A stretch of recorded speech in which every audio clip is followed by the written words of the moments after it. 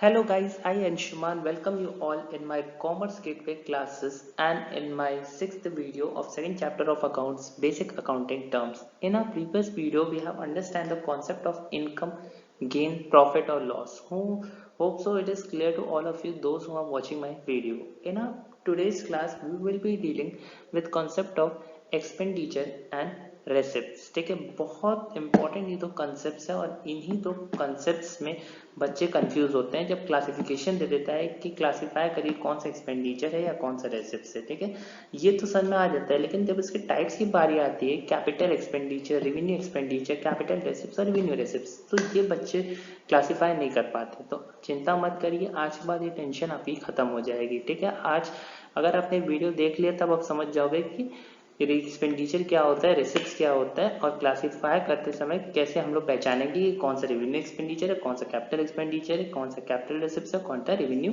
Receipt है। So let's get started. तो सबसे पहले समझते हैं कॉन्सेप्ट ऑफ एक्सपेंडिचर। एक्सपेंडिचर क्या होता है, अगर हिंदी में हम बात करें तो एक्सपेंडिचर को कहते हैं खर्चा करना। ठीक है, या पेमेंट करना।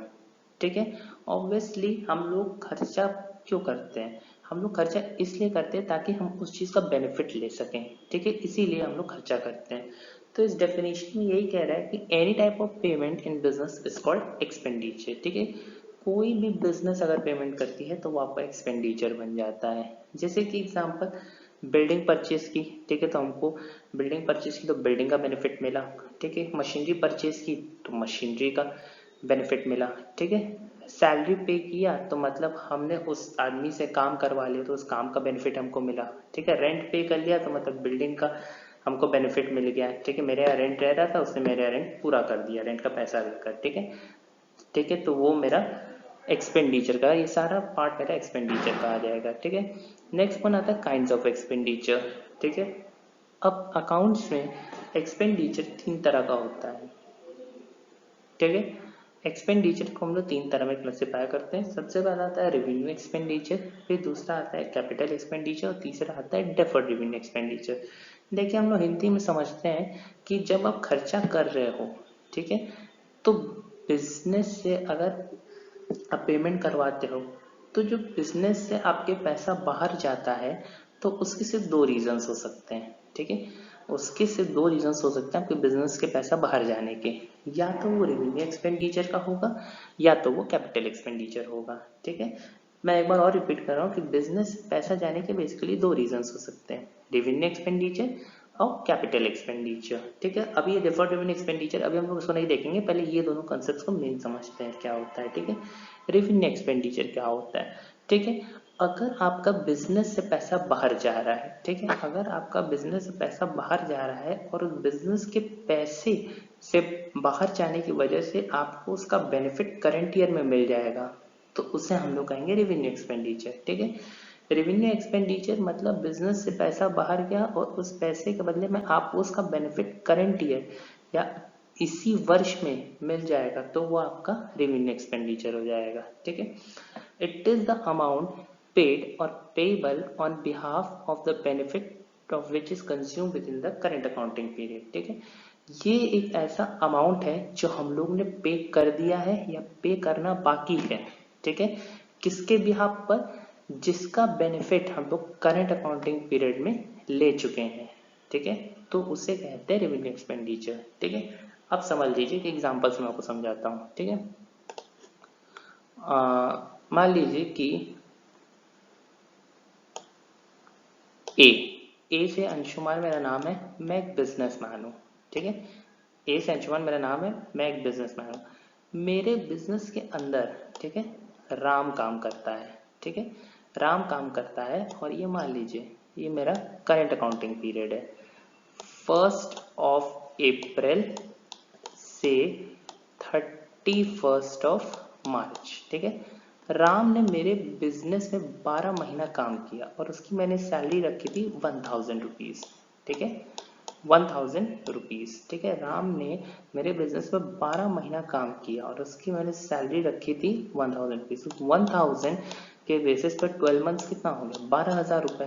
ठीक है, 12,000 हो गया ना। 12,000 रुपये, ठीक है, ये तो 12 के ही लिख देते हैं, ठीक है, 12,000 रुपये, ठीक है। तो ऑब्वियसली क्या मैंने उससे बेनिफिट ले लिया? हाँ, ऑब्वियसली मैंने उससे बेनिफिट ले लिया, उसने मेरे यहाँ 12 महीने काम किया तो मेरे को उसका बेनिफिट मिल गया मुझे उसका, ठीक है। तो वो कौन सा आपका रेवेन्यू एक्सपेंडिचर है, ठीक है। तो ये कौन सा एक्सपेंडिचर है आपका? रेवेन्यू एक्सपेंडिचर, मतलब मेरे को उसका बेनिफिट करंट ईयर में मिल गया, ठीक है। आप समझते हैं एक और एग्जांपल से, ठीक है, आप समझते हैं एक और एग्जांपल से, जैसे कि जैसे कि ये एक बिल्डिंग है बच्चों, ठीक है, ये एक बिल्डिंग है और इस बिल्डिंग में मैं काम करता हूँ, ठीक है, इस बिल्डिंग में मैं काम करता हूँ, ठीक है। और इस बिल्डिंग का जो रेंट है 12 महीने का, वो है 60,000 मान लेते हैं, ठीक है, यानी कि 60,000, यानी कि 5,000 इंटू 12, ठीक है। और मैंने वो पे कर दिया है, ठीक है। जिस बिल्डिंग में मैं रह रहा हूँ उसका रेंट 5,000 रुपये है और मैंने 12 महीने का पूरा रेंट पे कर दिया, यानी कि 60,000 रुपये मैंने पे कर दिया। तो ऑब्वियस ही बात है, मैंने करंट ईयर में उसको पे कर दिया, तो ऑब्वियस ही बात है ये मेरे लिए कौन सा एक्सपेंडिचर है? रेवेन्यू एक्सपेंडिचर, के करंट ईयर में बेनिफिट मिल गया मेरे को पे करके, ठीक है। तो ये था मेरा रेवेन्यू एक्सपेंडिचर, ठीक है। अब एग्जाम्पल समझते हैं क्या होता है, कि एग्जाम्पल इसका था सैलरी पे, rent paid, wages paid, interest paid, ये सब आपका बेसिकली करेंट अकाउंटिंग पीरियड में हो जाता है, इसे हम लोग कहते हैं revenue expenditure. Revenue expenditure is also called expense, ठीक है, रेवेन्यू एक्सपेंडिचर को हम लोग एक्सपेंस भी बोलते हैं, ठीक है। तो होप सो आपको क्लियर हो गया होगा रेवेन्यू एक्सपेंडिचर का मतलब, ठीक है। दूसरा आता है कैपिटल एक्सपेंडिचर। कैपिटल एक्सपेंडिचर क्या होता है समझते हैं, ठीक। जैसे कि रेवेन्यू एक्सपेंडिचर क्या था कि अगर आपके बिजनेस से पैसा बाहर जा रहा है और उस बिजनेस के पैसा बाहर जाने से आपको उसका बेनिफिट करंट ईयर में मिलेगा, तो वो हो जाएगा रेवेन्यू एक्सपेंडिचर। और कैपिटल एक्सपेंडिचर क्या है कि अगर बिजनेस से आपके पैसा बाहर जा रहा है और उस बिजनेस के पैसा बाहर जाने से आपको उसका बेनिफिट आने वाले वर्षों में भी मिलेगा, ठीक है, आने वाले वर्षों में भी मिलेगा, तो वो हो जाएगा कैपिटल एक्सपेंडिचर, ठीक है। अब सपोज करिए बिल्डिंग, ठीक है, बिल्डिंग क्या, बिल्डिंग बिल्डिंग मैंने परचेज करी, तो क्या बिल्डिंग क्या मेरे को करंट ईयर का सिर्फ फायदा देगा? नहीं, वो आने वाले फ्यूचर में भी उसका हम बिल्डिंग को यूज कर सकते हैं, ठीक है। आपका वॉच, ठीक है, वॉच जो आप पहनते हो, घड़ी जिसे कहते हैं, साल खत्म घड़ी खत्म, नहीं, ऐसा नहीं हो सकता, वो आगे भी हम लोग बिल्डिंग को यूज कर सकते हैं और वॉच को यूज कर सकते हैं, ठीक है। अब मान लीजिए नहीं से आपका मशीनरी मशीनरी आप परचेज करते हो, तो क्या मशीनरी क्या साल भर का लाइफ टाइम होता है? नहीं, उसको आप 3-4 साल या 5 साल, जिस दिन टाइम उसकी वैलिडिटी, उस टाइम तक हम लोग चला सकते हैं। तो कैपिटल एक्सपेंडिचर का मतलब जिसका बेनिफिट आपको आने वाले वर्षों में भी मिलेगा, तो उससे कहते हैं कैपिटल एक्सपेंडिचर। जैसे हम लोग रेवेन्यू एक्सपेंडिचर को एसेट बुलाते हैं, वैसे कैपिटल एक्सपेंडिचर को हम लोग जैसे रेवेन्यू एक्सपेंडिचर को हम लोग एक्सपेंस बुलाते हैं, वैसे कैपिटल एक्सपेंडिचर को हम लोग एसेट बुलाते हैं, ठीक है। यहाँ मैंने लिखा such expenditure are incurred to acquire assets, ठीक है। एक्सपेंडिचर कैपिटल एक्सपेंडिचर तभी इनकर होगी या तो हम किसी एसेट्स को परचेज कर रहे हैं या तो एफिशिएंसी एसेट्स का बढ़ा रहे हैं, ठीक है। ये होता है कैपिटल एक्सपेंडिचर। नाम मैंने दे दिया बिल्डिंग परचेज और मशीनरी परचेज, ठीक है।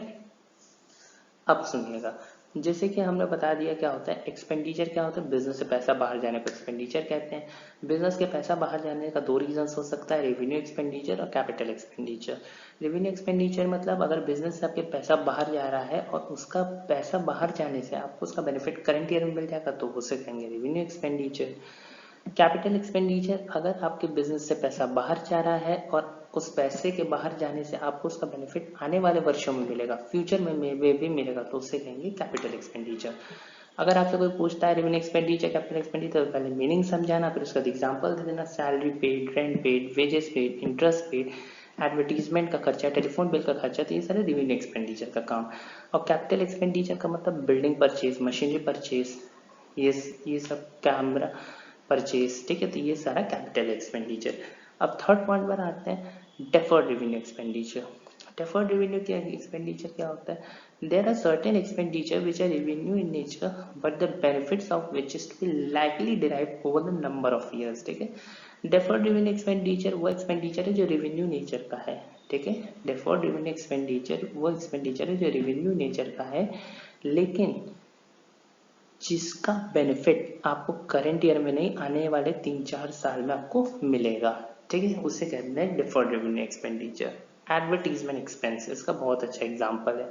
अगर हम आईपीएल की बात करें, जिसे हम लोग इंडियन प्रीमियर लीग कहते हैं, ठीक है, आईपीएल का भी क्रेज चल रहा है, हम सबको मालूम है, ठीक है। मान ली वीवो का नाम आप सभी ने सुना होगा, जो कि स्पॉन्सरशिप करवाते हैं, वीवो ने आईपीएल को स्पॉन्सरशिप करवाया, मतलब वीवो ने एडवर्टीजमेंट कराया आईपीएल को पैसा देकर, ठीक है। तो ऑब्वियसली क्या होगा, इससे क्या होगा कि वीवो का ब्रांड अवेयरनेस बढ़ेगा, ठीक है, लोगों को वीवो के बारे में जानेंगे। तो ये होता मेरा deferred revenue expenditure. Deferred revenue expenditure वो एक्सपेंडिचर है जो रेवेन्यू नेचर का है और जिसका बेनिफिट हमको 3-4 साल में मिलता है, ठीक है, तो उसे कहते हैं deferred revenue expenditure. Moving on to the next concept. Next concept of रेसिप्ट्स।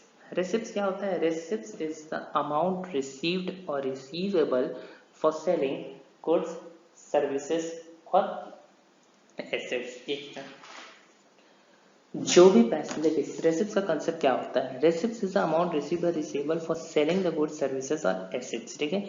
जो भी पैसा हमें रिसीव होता है गुड्स, एसेट्स या सर्विसेज को सेल कर कर, उससे हम लोग रेसिप्ट्स कहते हैं। एक्सपेंडिचर में क्या था? बिजनेस में पैसा जा रहा है, और रेसिप्ट्स का मतलब क्या है? बिजनेस में पैसा आ रहा है, ठीक है।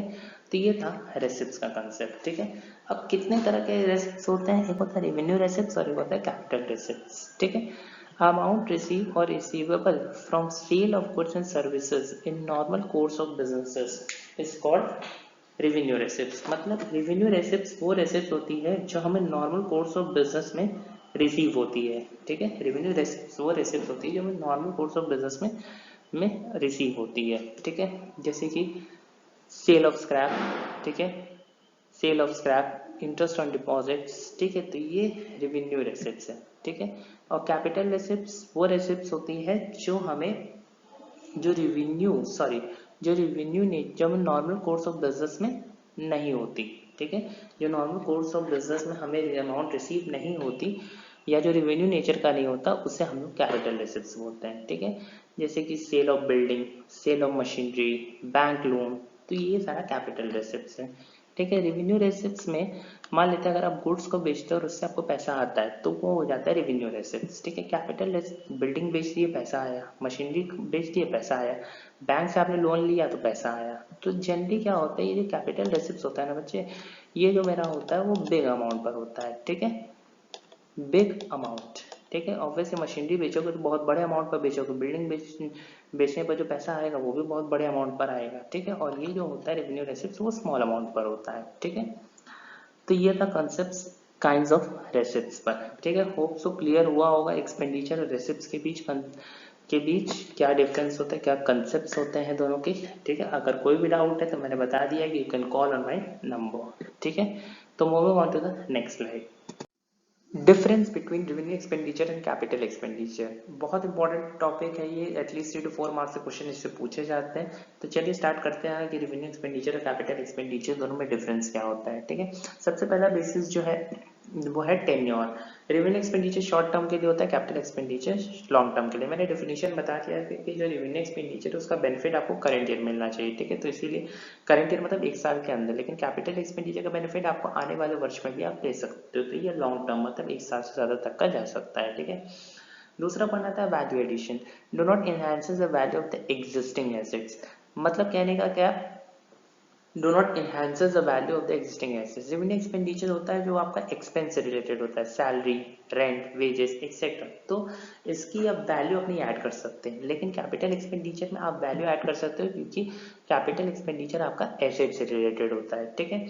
तीसरा आता है physical existence. Do not have physical existence. Obvious बात है रेवेन्यू एक्सपेंडिचर कोई फिजिकल एग्जिस्टेंस या फिजिकल प्रेजेंस नहीं होता, क्योंकि किसका फिजिकल प्रेजेंस करेंगे, रेंट का, सैलरी का नहीं, ठीक है। जो फिजिकल प्रेजेंस एग्जिस्टेंस होता है वो बेसिकली एसेट्स का होता है, ठीक है। तो revenue expenditure not have the physical presence while capital expenditure have the physical existence, ठीक है। कैपिटल एक्सपेंडिचर जो एसेट्स जिसको हम लोग कहते हैं उसको दो तरह में, टैंजिबल और इनटैंजिबल। हम लोग सिर्फ टैंजिबल एसेट्स का फिजिकल एग्जिस्टेंस हो सकता है क्योंकि हम उसको देख सकते हैं, टच कर सकते हैं, छू सकते हैं, ठीक है। जैसे कि आपका बिल्डिंग, मशीनरी, ये सबका फिजिकल एग्जिस्टेंस हो सकता है, लेकिन इनटैंजिबल एसेट्स का आपका कोई फिजिकल एग्जिस्टेंस नहीं होता।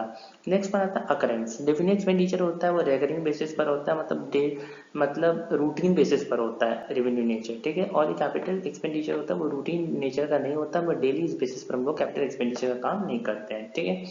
नेक्स्ट पर आता है impact of revenue. Reduces business revenue, obvious ही बात है। आप रेंट पे कर रहे हो, सैलरी पे कर रहे हो, इंटरेस्ट पे कर रहे हो, वेजेस पे कर रहे हो, कमीशन पे कर रहे हो, तो ऑब्वियसली आपका बिजनेस रेवेन्यू कम हो जाएगा, ठीक है। कैपिटल एक्सपेंडिचर का कोई बिजनेस रेवेन्यू से मतलब नहीं होता, इसका मतलब सिर्फ एसेट से होता है, ठीक है। अपेरेंस। अपेरेंस क्या होता है? कैपिटल रेवेन्यू एक्सपेंडिचर को हम लोग इनकम स्टेटमेंट में दिखाते हैं, जैसे हम लोग प्रॉफिट एंड लॉस कहते हैं। क्यों दिखाते हैं? क्योंकि ये खर्चा होता है मेरा, और सारे खर्चे जितने होते हैं प्रॉफिट एंड लॉस अकाउंट में दिखाए जाते हैं। लेकिन कैपिटल एक्सपेंडिचर को हम लोग बैलेंस शीट में दिखाते हैं कि वो एसेट्स और लायबिलिटीज का पार्ट हो जाता है, ठीक है। Examples, rent paid, salary paid, interest paid, obviously बात है तीनों खर्च यानी एग्जाम्पल्स दे दिए, ऑब्वियसली मैंने बताया भी है इसके कॉन्सेप्ट। और कैपिटल एक्सपेंडिचर, बिल्डिंग परचेज किया, लैंड परचेज किया, तो ऑब्वियसली ये कैपिटल एक्सपेंडिचर का पार्ट हो गया। होप सबको ये डिफरेंस दोनों के बीच क्लियर हुआ होगा। तो moving on to the next slides. अब difference between revenue receipts and capital receipts, ठीक है। अब इसके भी डिफरेंस पढ़ते हैं, तो जल्दी जल्दी करते हैं क्योंकि वीडियो थोड़ा लंबा हो गया आज, सॉरी फॉर दैट। पहला जो बेसिस है वो है प्रॉफिट एंड लॉस अकाउंट का। रेवेन्यू रिसिप्ट्स का अफेक्ट जो रहता है वो प्रॉफिट एंड लॉस से रहता है, क्योंकि इनकम स्टेटमेंट है, तो इसीलिए हम रेवेन्यू रिसिप्ट्स दिखाते हैं।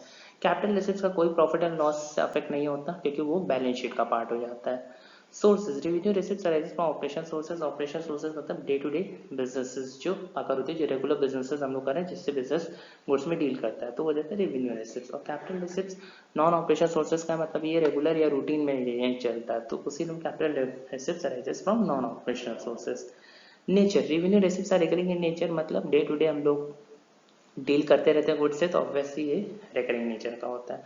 और कैपिटल एसेट्स मतलब यानी कि sale of building, sale of machine, ये सब हम लोग डेली बेसिस पे थोड़ी ना करते हैं, ठीक है, तो ऑब्वियसली नॉन रिकरिंग नेचर का होता है। लोन्स, रेवेन्यू रिसिप्ट्स लोन्स नहीं है but amount receive from operation, जो रूटीन बिजनेस हम लोग करते हैं वो उससे जो पैसा मिलता है वो रेवेन्यू रिसिप्ट हो जाता है। और कैपिटल रिसिप्ट्स लोन है, लोन उठा बैंक से हम लोग लोन ले सकते हैं, फाइनेंशियल इंस्टीट्यूशन से लोन ले सकते हैं, तो ये लोन का पार्ट है कैपिटल रिसिप्ट्स। अपीयरेंस, उसको रेवेन्यू रिसिप्ट्स को हम लोग ऑब्वियसली बता दिए इनकम स्टेटमेंट में दिखा सकते हैं, क्योंकि आपका प्रॉफिट एंड लॉस का पार्ट है। और कैपिटल रिसिप्ट्स को हम लोग बैलेंस शीट में दिखा, क्योंकि आपका एसेट लायबिलिटी का पार्ट है। Next one example, sale of goods of the businesses, अगर आप गुड्स को बेच रहे हो आपको पैसा आ रहा है तो वो रेवेन्यू रिसिप्ट्स। और सेल ऑफ द एसेट्स, अगर आप एसेट्स को बेच रहे हो आपको पैसा आ रहा है तो वो आ जाएगा capital receipts. Distribution, available for the distribution of profit, ठीक है। रेवेन्यू रिसिप्ट्स क्या होता है? प्रॉफिट एंड लॉस अकाउंट का पार्ट होता है, तो फिर हम लोग उसको प्रॉफिट डिस्ट्रीब्यूशन में नेट प्रॉफिट या ग्रॉस प्रॉफिट के थ्रू हम लोग दिखा सकते हैं। लेकिन इसमें not available for distribution profit, इसमें इसका प्रॉफिट का कोई पार्ट नहीं होगा, ये सीधे इसका जो ग्रॉस प्रॉफिट नेट प्रॉफिट होता है सीधे ट्रांसफर हो जाता है बैलेंस शीट में, तो इसीलिए not available for distribution of profit, ठीक है। तो ये था कंसेप्ट मेरा revenue receipts, capital receipts, revenue expenditure, capital expenditure का कॉन्सेप्ट और उसके डिफरेंस। होप सो आपको क्लियर हुआ होगा, तो मैंने जल्दी जल्दी में पढ़ा दिया, तो I am sorry for that, ठीक है। तो आज बार के लिए बस इतना ही, ठीक है। वीडियो काफ़ी बड़ा हो गया है, अगर वीडियो अच्छा लगा हो तो लाइक सब्सक्राइब शेयर कमेंट ज़रूर करिएगा, ठीक है। तो कल कुछ हम लोग आगे कंसेप्ट को सीखेंगे, और अगर कोई भी डाउट है तो आप मेरे कॉन्टैक्ट नंबर को कॉन्टैक्ट कर सकते हैं, ठीक है, हम मुझसे बात कर सकते हैं। Till then thank you and have a nice day.